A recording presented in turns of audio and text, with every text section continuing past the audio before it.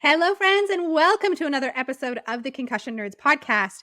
And today we are joined by my dear friend, Dr. Frank Benedetto. Frank, thank you for being here. Thank you for having me. So, we all have these friends in our world or these individuals that challenge us. They make us think deeper, they make us think harder. They'll ask us the hard questions, whether we want them to or not, that make us really uncomfortable and wiggle in our skin. And they challenge us to step into this level of a person that we know we can be, but sometimes we're afraid to do. And Frank, if you didn't know that, you are that person for me. That is one of the highest compliments. I appreciate that. And I could talk about Frank till the cows come home, but I'm going to read his bio to you because I just can't do it justice to the impact you have in the physical therapy profession and business and challenging people to step outside the box and recognize that there's a different way to do things. And this is why I'm so excited to talk more with you about this. So I'm actually just going to introduce you guys to Frank by reading his bio. Here we go. Frank Benedetto, DPT, is a visionary leader and serial entrepreneur in the field of physical therapy. He co-founded the Fight Science Collective, a global digital venture formerly known as Counter-Strike, serving martial artists in 21 countries since 2019. Frank recently launched Unlocked, a tech-forward hybrid practice that helps children and adults with ADHD.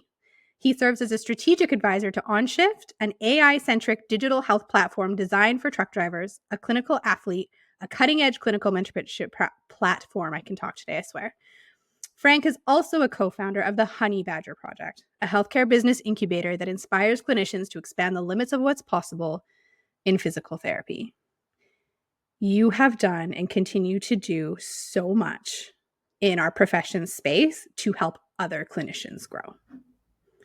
It is amazing. I'm curious because as much as I love your business and I love you too, I also want people to know you. So what brought you to this place? Like, you are one of the most forward-thinking people I know. And in this summit, friends, Frank's going to be talking about the evolving practice model. But Frank, what brought you to this spot? That's a good question. So I'll start by saying it starts in a kind of a dark place. If I was really honest, it starts because I wrecked my life and my career. And when I went to go rebuild, no small win would have mattered. So I started asking myself, what would it take to have a giant win?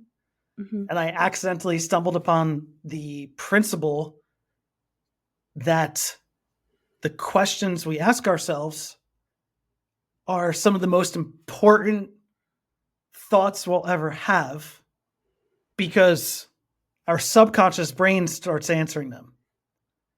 So if you ask yourself, why can't I insert whatever you believe you can't do, your brain will start to give you all the answers of why you can't do that thing. There's a lot of them. But if you start asking yourself, how could I? Your brain will start giving you answers of how can you become that?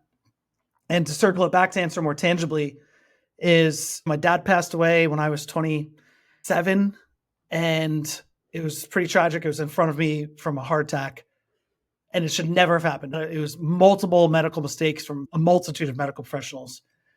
And what it did, though, is hold up this mirror to my career. And at the time, I'd already been practicing for 3 years. So I graduated with my doctorate when I was 23. And I had sold my soul for this job. And when the dust settled of my dad's passing and I got to look at my own life, I said, I don't like what I see. And unfortunately, I didn't take a healthy first response to that. So I went down a bad path, and it took me 3 years. It took me hitting rock bottom at age 30. Hundreds of thousands of dollars of debt. Had to sell my home. Real rock bottom. And it was from that place that I started to build, which is what led me to think bigger. Because in the beginning, that was the only thing that could matter. And then it continued. So I started to continually try to ask myself big questions. And that eventually pivoted from not being from a place of trying to reconcile this bad thing, but how can I create my own future? How can I help create the future for others? How can I create the future for our profession? I love that. Thank you. we're both physical therapists. Obviously, you're in the United States, I'm in Canada. And I think when we step into this profession, we go through these entry-level programs, right? And when we leave physical therapy school, at least up here, this much, the most minuscule amount of a lot of things. And when you come out into this profession, you're taught that there's two avenues of practice. You can go work in public practice in the hospital and do a 9 to 5 job, or you can go work in someone's private clinic and work, depending on the structure of the private clinic, like you're in a mill, or something like my clinic where it's not a mill, or you can open your own clinic. And literally, I meet so many people where they feel like those are their three options. And what I love about you and I have had many conversations about this, those are not the only options. And there's so many ways we can use our brains and our passions and our expertise to create such massive impact in this world by going a different path if it's calling us. So I actually want to highlight the Honey Badger Project here for a second. So I think you and I met in 2019, right? Right after COVID. Anthony introduced us. We were being coached by a mutual coach. And you and I were both those people that we're going to do something different. And for me, it was telehealth in Canada.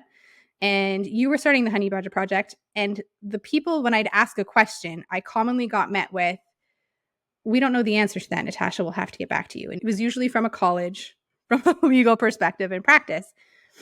And so we got connected via telehealth. And then you took the Honey Badger Project and you have soared with this and helped so many clinicians. And so the Honey Badger Project literally teaches a different way of doing practice. And I would love for you to highlight a little bit about what that is and your thought process when you created that. Yeah. So I'll go into just a primer of what we teach and get like a preview of my contribution to the summit. Perfect. Which is the evolving practice model. The evolving practice model is born from this sense that most clinicians are operating in a duality. It's like super high ticket cash or insurance, mill or one-on-one sessions, memberships. We're constantly putting ourselves in a position where we have a false dichotomy when there's an entire range, there's entire endless options, literally an infinite amount of ways to do this thing called business. So if we look at the free market of other industries, we can pull from a lot of inspiration. Let's just use a silly analogy. Let's look at the restaurant industry. Is the restaurant industry cash-based? Of course it is. It's just not a thing. So in healthcare, we say cash-based or insurance-based, and then I'll go cash-based. And this is too big of a term that within that, people tend to either think memberships or they think sessions. Okay. The evolving practice model is a methodology of building businesses that follows the principles of conscious capitalism. So it assumes that the way we build is to do good for the world, the clients that it serves, the team inside of it, you as the founder. It rests on the principles that this business will do good. It also pulls from tech companies that are super profitable. So tech companies are some of the most profitable ventures in the world, which is why they are the most innovative ventures in the world. Pulling away from tech company for a second, Disney. Disney is one of the most profitable companies in the world, which is why they are one of the most innovative companies in the world. So how can we create innovation in healthcare? We need to be able to create profitable businesses that don't solely rely on any one income source like insurance or like high ticket sessions, which both have their limitations. And the way we do that is by leveraging ready to use technology. So there's an entire industry of real tech people that build tools for experts like us to house our expert knowledge inside of that instantly turn us into tech companies so that we can change our profit margins and use that profit to reinvest back into the business, reinvest into ourselves in order to continually improve the product. So the evolving practice model, this is probably one of the most important parts, is a lot of clinicians are hearing this and going, this is way too over my head. This is advanced business stuff. What we recognized is we needed to give clinicians a baby step number one of how to start, because even the most basic skill sets inside business, most of us never got taught. Not at all. Right? We got some like garbage assignment where we got to build some like fake business. We didn't even get that. Really? We got like It's probably better because nothing it was so business bad. related. We got nothing. Oh.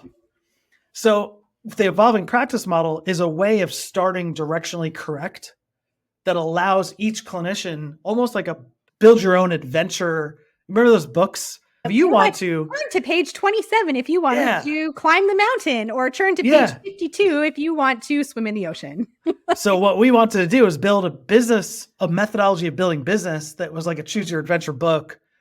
Because when you do this thing called business, it comes out as unique as you. So like your business is so incredibly unique. It's as unique as you. Mm-hmm. And anybody else listening to this can create their own concussion centric business. Absolutely. And have it be as unique as them. So one of my consumer facing businesses, Fight Science, formerly Counter-Strike, I've helped create 30 or 40 other businesses through the Honey Bunch Project that most people would say are competitors to my own company. I love it. And we've all just won. We're all just winning. Yes. Because, Natasha, how many people have concussions? Oh, in the US, 3.8 million reported. So probably actually 6 million in the US alone. So you mean there's probably no room for anybody else? Since none. I'm the only person that can teach people how to do concussion, and there's no room at all. Oh, so I love that. Yeah. So it's based off of the premise of create, don't compete.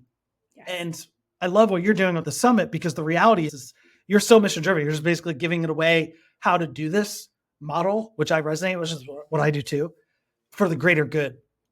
The evolving practice model is a methodology that can help you start at a baby step and evolve in a way to a more complicated business as you get your feet under you. So love it. With that being said, going back to the original question here was like, how did we do all this? And all honestly, we just freaking followed our heart and spoke our mission. And it's really tempting. Humans are masters of reverse engineering stories that make sense. And looking at history and reverse engineering it to fit a narrative of now. And when I look back on everything that we've done in the 5 years that we've been in business, at the end of the day, I truly attribute most of it to me just getting in front of as many people as possible and speaking as passionately and genuinely as myself as possible. Yes, there are some tactics within that. Like, here's how you post on Instagram, and all that shit's readily available. You could literally ask ChatGPT every single thing that you want, and you'll get it. You got to connect to your mission. You got to start speaking to your mission. Oh, there's so many things that you just said. I'm like, okay, hold on. I have a series of questions lining up in my brain here. And I'm like, okay, which one first? I have to hit on not the collaboration, that everyone can win, the non-competitiveness, because we connect on so many different things. And this is absolutely one of those areas. And it's funny because I literally just had someone message me yesterday, and she's just launching a brand new program for individuals with concussion, a virtual program. And I'd love if you shared it and blah, blah, blah. And I said, I can, but you got to give me some space because I'm eyeballs deep in summit stuff right now. I said, but congratulations. I said, this is amazing. And we had the conversation because I know off the just like the immediate top of my head, 5 colleagues who have programs for individuals, for people with concussion. And she was like, oh, I had no idea. I'm like, it doesn't matter. It truly doesn't matter, because every single one of you are different. Every single one of you are going to have your unique approach and the way you connect with people. And Jane over here is going to connect with you, and Bob over here is going to connect with Sarah. I said, there is room in this space, more than enough room, for every single human who wants to start a business around concussion to absolutely thrive, to make epic changes in people's lives, and to make a shit ton of money if that's what they want to make. You look at my program in itself, Concussion Nerds is training other clinicians how to do what I do. I'm one human. I talk about how clients fly in to come work with me from around the world, but the second sentence you always hear say is they shouldn't have to. Someone shouldn't have to fly from the East Coast of the United States of America to Western Canada because they can't find care. They should be able to find it in their own city. And so my goal is to obviously create and help and support and train as many clinicians as I can so people don't have to fly and come see me if they don't have to. They can if they want to, but they don't have to.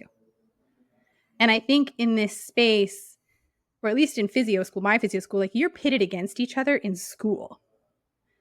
And it just doesn't need to be that way. Yeah.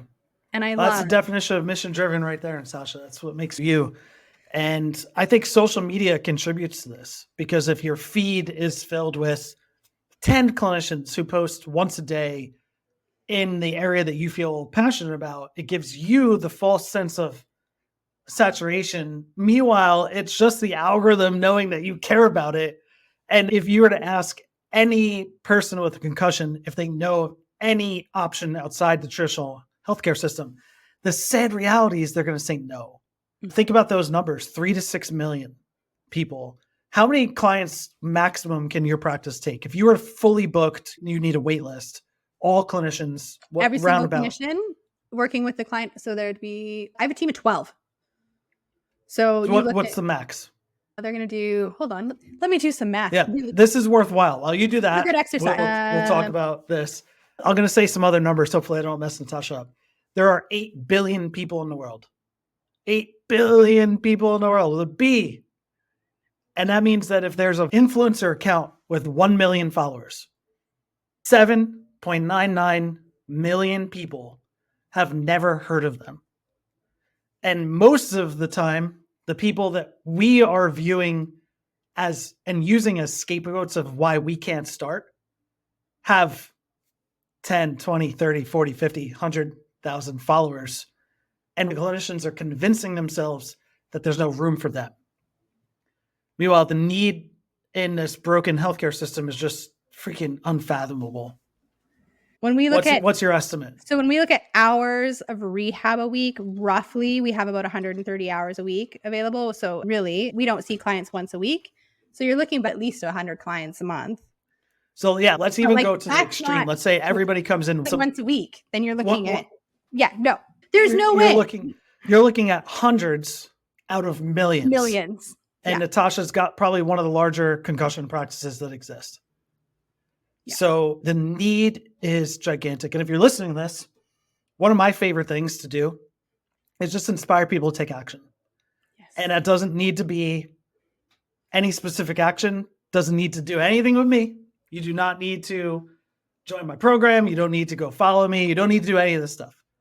But what I do want you to do is no longer sit on this dream you have, because one day you're going to die. And I know that sounds morbid, but I've been around death a lot. Multiple family members with cancer, suicide in my family. My dad passed away in front of me. I have to believe that I have to extract some sort of purpose from that, from all of this tragedy that I've been exposed to. And one of the ways I extract the lesson from that is to ensure that people do not waste their lives. And we are the lucky ones. Healthcare providers, we are the lucky ones. We got called early.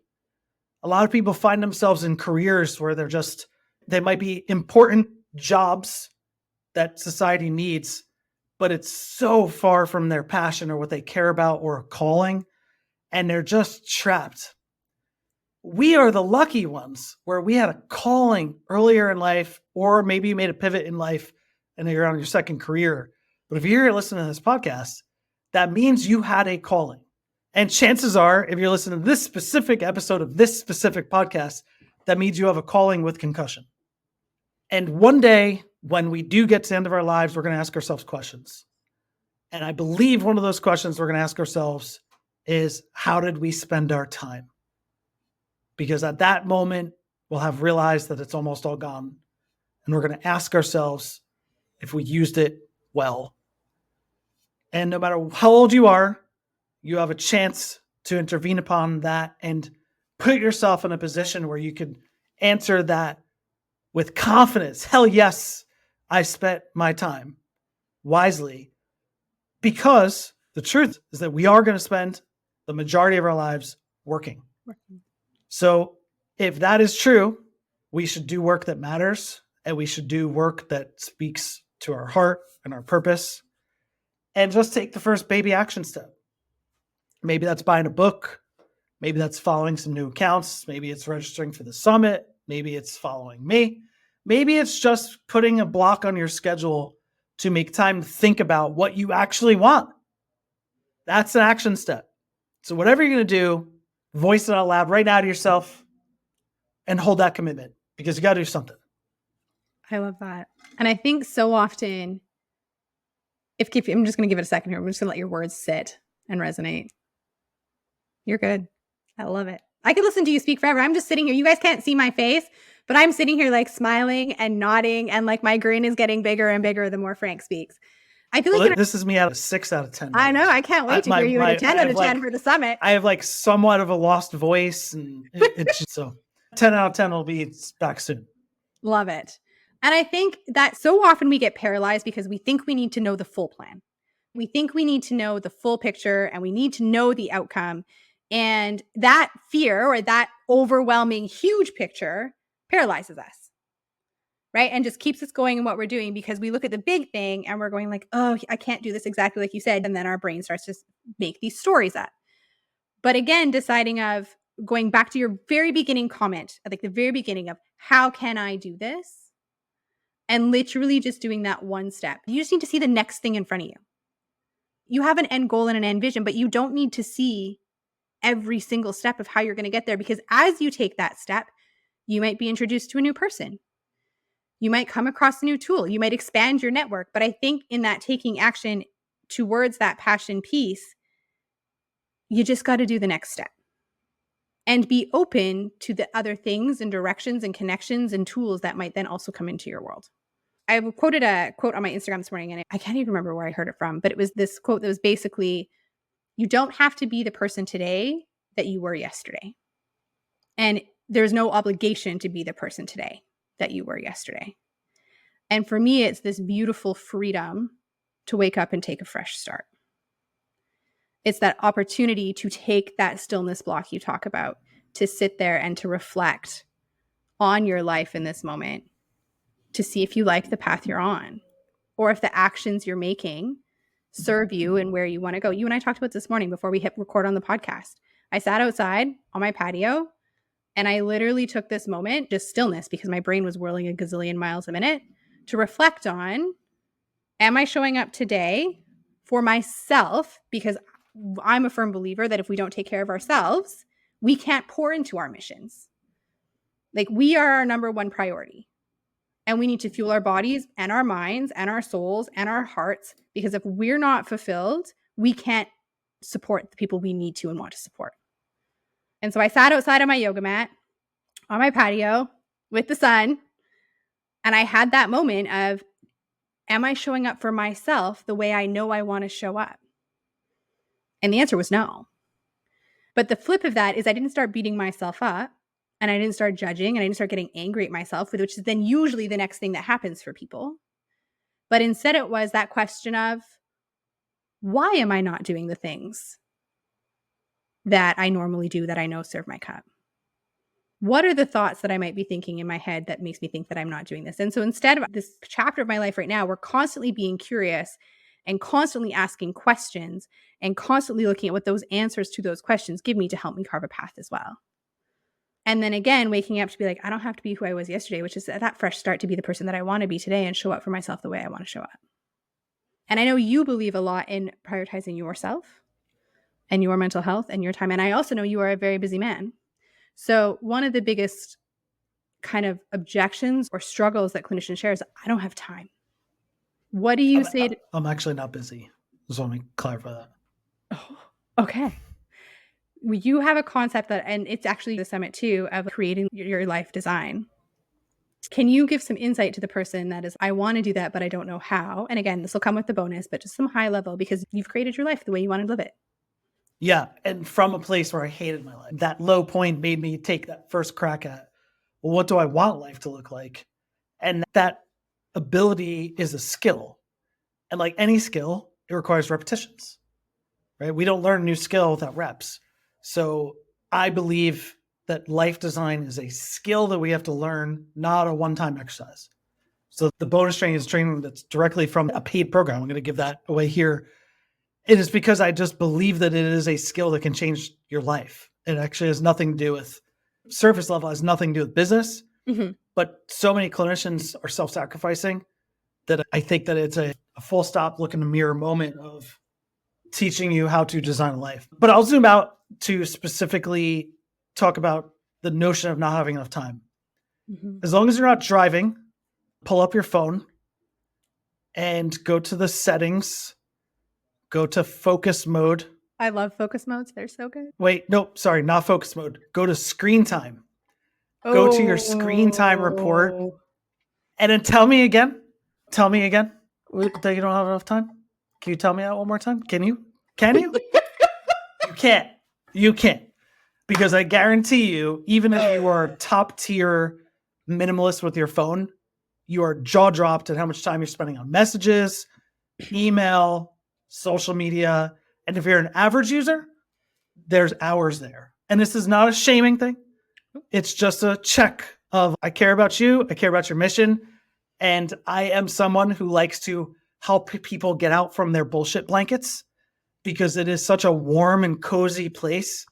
And when you talk to other people who are inside their bullshit blankets and they're cozy too, and you look at them and say, I don't have time, they don't want to face the reality that they also are squandering time. So they will say, you're right. There is no time. Let's just stay under here and snuggle under this bullshit blanket where it's super warm and cozy. And my job is to rip that shit off and say, get the fuck up because life's too short and it's worth it. Oh yeah, I'll bring it back down. I'll bring it back down. Everybody has the same 24 hours. It is how we manage it. I understand that there's probably somebody listening to this who is a new mom, has a sick parent, and there are real exceptions to what I just said. If you're in one of those, yes, you do have a greater challenge, and I acknowledge that. I retract my bullshit statement around those.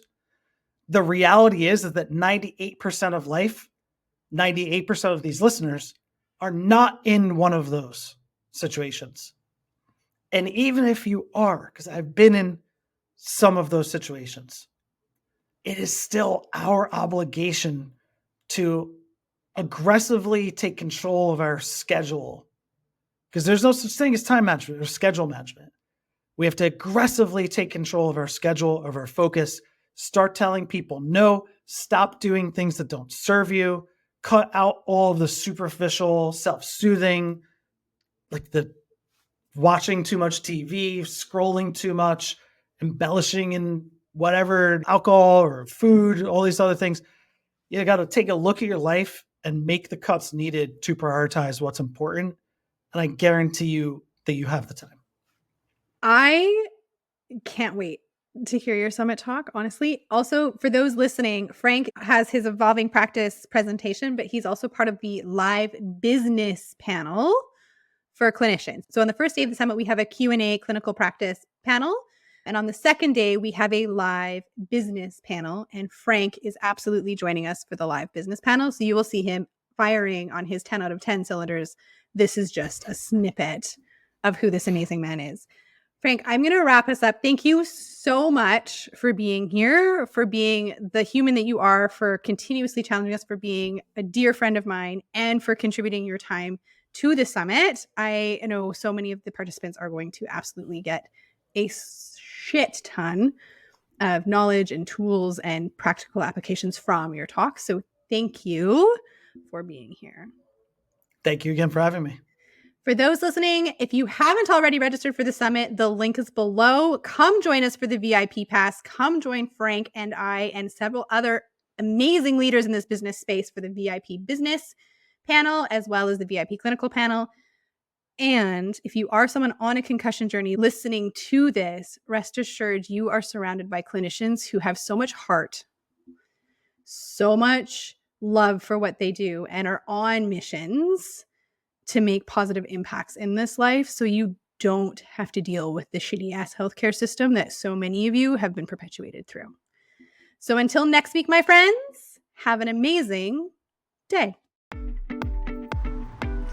That's today's episode. Thank you so much for tuning in. If you liked what you heard, give us a like, give us a share, give us a tag on Instagram, and please never hesitate to reach out. We love communicating and connecting with you. Until next week, my friends, have a marvelous day.